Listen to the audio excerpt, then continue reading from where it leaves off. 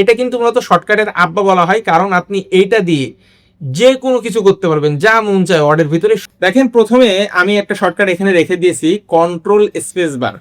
আচ্ছা, এই control space bar দিলে কি হয় মূলত সেই জিনিসটা আপনাদের একটু দেখায়। দেখেন এখানে একটা প্যারা আছে, এখন প্যারাতে কিন্তু দেখেন কিছু লিঙ্কও আছে এবং ফরম্যাটিং করা আছে। প্যারাটা পুরোটাই সিলেক্ট করে যদি আমি কিবোর্ড থেকে কন্ট্রোল এবং স্পেস বার প্রেস করি, দেন দেখেন এটা কিন্তু বাই ডিফল্ট যেমন থাকতো ঠিক তেমনই কিন্তু হয়ে গিয়েছে। তারপরে দেখেন শিফট F3। আচ্ছা, এইটা শর্টকাটটা কি?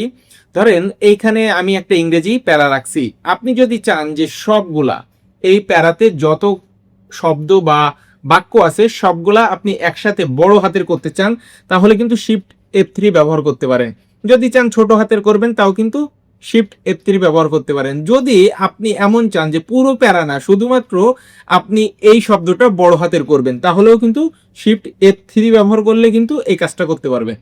তারপরে দেখেন এখানে এটা খুব সিম্পল একটা শর্টকাট, আপনারা নিশ্চয়ই জানেন, কন্ট্রোল থার ব্র্যাকেট। এটা দিলে কিন্তু আপনার ফন্ট সাইজ বড় হয় এবং ফন্ট সাইজ ছোট হয়। আচ্ছা, তারপরে দেখেন এইখানে কন্ট্রোল ডির একটা আমি শর্টকাট রাখছি, লাইনের অল্প একটু অংশ দেখেন পরবর্তী আরেকটা লাইনে চলে গিয়েছে। হয়তো এমন হয় যে এটা আপনার একটা লাইনে আনতেই হবে, কিন্তু অনেক সময় আপনারা কি করেন, ফন্টটা একটু কমিয়ে একটা লাইনে আনেন, কিন্তু এটা কিন্তু প্রফেশনাল কাজ না। প্রফেশনাল করার জন্য আপনার এখান থেকে কন্ট্রোল ডি দিয়ে অ্যাডভান্স, এখান থেকে স্পেসিং যেটা আছে এটা কনডেন্সড, এখানে ক্লিক দেওয়ার পরে যে অন আছে, অথবা আপনাদের সুবিধা মতো এটা কিন্তু কম বেশি করে দিলে, তাহলে কিন্তু মোটামুটি 0.5 দিয়ে দিলাম, দেখেন একটা লাইনে চলে আসলো। এই শর্টকাটটাও কিন্তু আপনারা ব্যবহার করতে পারেন। আচ্ছা, এখানে দেখেন এটা কিন্তু একটা লিঙ্ক, কন্ট্রোল চেপে ধরে যদি এখানে ক্লিক করি, দেন চিটাগং ওই ওয়েবসাইটের ভিতরে কিন্তু চলে যাবে। দেখেন উইকিপিডিয়ার ওই লিঙ্ক বা ওই পেজে কিন্তু চলে এসেছে। আচ্ছা, এইভাবে কিন্তু এখানেও একটা লিঙ্ক দেওয়া আছে। এই লিঙ্কটা কিভাবে করবেন, ধরেন আপনি এইখানে ইজ বা দি, আচ্ছা এই এই শব্দের ভিতরে আপনি লিঙ্ক দিতে চান, এইটা সিলেক্ট করার পরে কন্ট্রোল কে যদি কিবোর্ড থেকে প্রেস করেন, দেন এখান থেকে দেখেন অ্যাড্রেস আছে, এইখান থেকে যদি আপনি অ্যাড্রেসটা দিয়ে দেন, এইচটিটিপি সহ দিলে আরো বেশি ভালো হয়।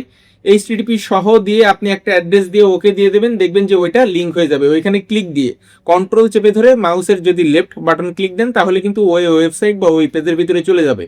তারপরে দেখেন একটা শর্টকাট রাখছি, কন্ট্রোল অন টু 5।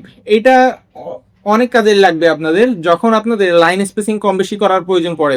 এখন দেখেন বর্তমানে আমার এই প্যারাতে লাইন স্পেসিং দেওয়া আছে 1.5। এটা যদি আমি লাইন স্পেসিং আরো একটু বাড়াইতে চাই, কন্ট্রোল 2 দিয়ে কিন্তু এই লাইন স্পেসিংটা বাড়াইতে পারি। যদি একেবারেই কমাইতে চাই, কন্ট্রোল 1 দিয়ে কিন্তু এই লাইন স্পেসিং আমরা কমাইতে পারি। এখানে একটা ইন্টারেস্টিং বিষয় আছে, কিবোর্ডের যে নাম্বার লক বা নাম্বার প্যাডের সাইটে যে 1 2 3 4 আছে, এই 1 2 3 4 ব্যবহার করলে কিন্তু এটাই কাজ করবে না। এটা মূলত কাজ করবে কন্ট্রোল চেপে ধরে যে ফাংশন কির নিচে 1 2 3 4 এর যে লাইনটা আছে, এটা দিলেই কিন্তু কাজটা করবে। তারপরে দেখেন আমি একটা শর্টকাট রাখছি, কন্ট্রোল এম। কন্ট্রোল এম দিয়ে আমরা কি করি, অনেক সময় ধরেন আমি এখানে একটা নাম লিখছি, বা অনেক সময় নাম পদবি বাম সাইড থেকে আমাদের ডান সাইডে আনতে হয়, কিন্তু আমরা আগে যে পদ্ধতি ব্যবহার করতাম, ধরেন ইনসার্ট থেকে আমরা শেপ নিয়ে বা টেক্সট বক্স নিয়ে কিন্তু মূলত নাম টামগুলো এভাবে লিখতাম, বাট এভাবে কিন্তু প্রফেশনাল পদ্ধতি না। এটা প্রথমে সিলেক্ট করবেন, যদি আপনি মিডিলে রাখতে চান তাহলে কন্ট্রোল ই দিয়ে দিলেন, সেন্টারে চলে আসলো। দেন আপনি যদি কন্ট্রোল এম প্রেস করেন, দেখেন এটা কিন্তু ডান সাইডে চলে আসছে। ঠিক আছে, এটা কিন্তু মূলত বলা হয় ইনডেন্ট। দেখেন এইটার কিন্তু পরিবর্তন হচ্ছে, এটা কিন্তু আপনারা এভাবেও পরিবর্তন করতে পারেন। আচ্ছা, তারপরে দেখেন কন্ট্রোল F2। কন্ট্রোল F2 একটা কমান্ড শর্টকাট, আমরা অনেক সময় ব্যবহার করি প্রিন্ট প্রিভিউ দেখার জন্য কন্ট্রোল F2 দিয়ে। আচ্ছা, নেক্সট যে শর্টকাটটা সেটা হলো অল্টার শিফট ডি।